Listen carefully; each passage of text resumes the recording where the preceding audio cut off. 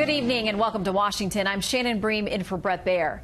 First Lady Melania Trump was with her husband, the president, this afternoon for a briefing about the hurricane season.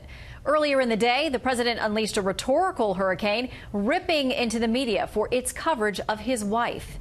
This afternoon, the president was in a forgiving mood. Chief White House correspondent John Roberts has that for us tonight. Good evening, John. Shannon, good evening to you. A White House official tells Fox News that the recent spate of presidential pardons and commutations is just the beginning, that President Trump is actively considering another half dozen, with dozens more being reviewed by White House staff.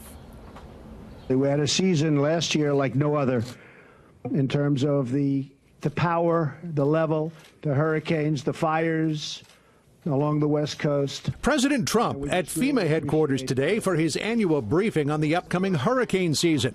But it was his powers of presidential pardon that took center stage today. The White House announcing President Trump is commuting the sentence of Alice Marie Johnson.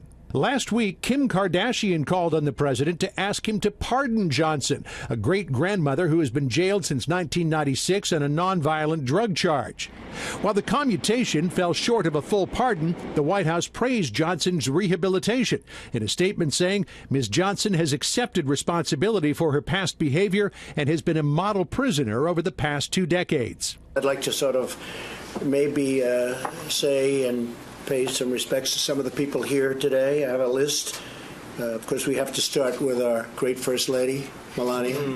Thank you, Melania. At the president's side today, during the FEMA briefing, First Lady Melania Trump, the first time she has been seen on camera since a medical procedure May 14th. She went through a little rough patch, but she's doing great, and we're very proud of her. She's done a fantastic job as First Lady. The people love you. People of our country love you.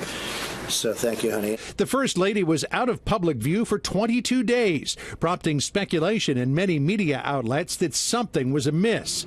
Ahead of today's appearance, President Trump hammering the speculation, tweeting, "The fake news media has been so unfair and vicious to my wife and our great First Lady, Melania. During her recovery from surgery, they reported everything from near death to facelift to left the White House and me for New York or Virginia to abuse. All fake. She is doing really well." Secretary Nielsen, I don't know, what do I say about you?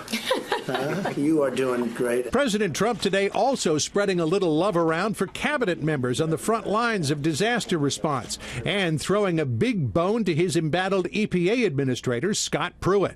Administrator Scott Pruitt, thank you, Scott, very much. EPA is doing really, really well. And, you know, somebody has to say that about you a little bit. You know that, Scott. Pruitt, long under scrutiny for lavish spending and security demands, was most recently under fire for asking an aide to contact Chick-fil-A about a possible franchise for his wife and for asking an aide to look into whether he could buy a used mattress from the Trump International Hotel.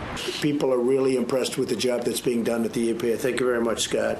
Today, 2 top aides to Pruitt at the EPA announced that they were resigning. Melania Trump, who is the aide that Pruitt asked to try to procure the used mattress from the Trump Hotel, announced that she is going to be leaving on Friday. According to published reports, Trump got tired of Pruitt throwing her under the bus and seeing her name in print. The other official to be leaving is reportedly Sarah Greenwald, top attorney there and one of Pruitt's closest advisors. Both Greenwald and Hupp were at the center of the recent controversy over pay increases at the EPA that ran afoul of White House guidelines. Shannon? John Roberts live for us at the White House. Thank you, John.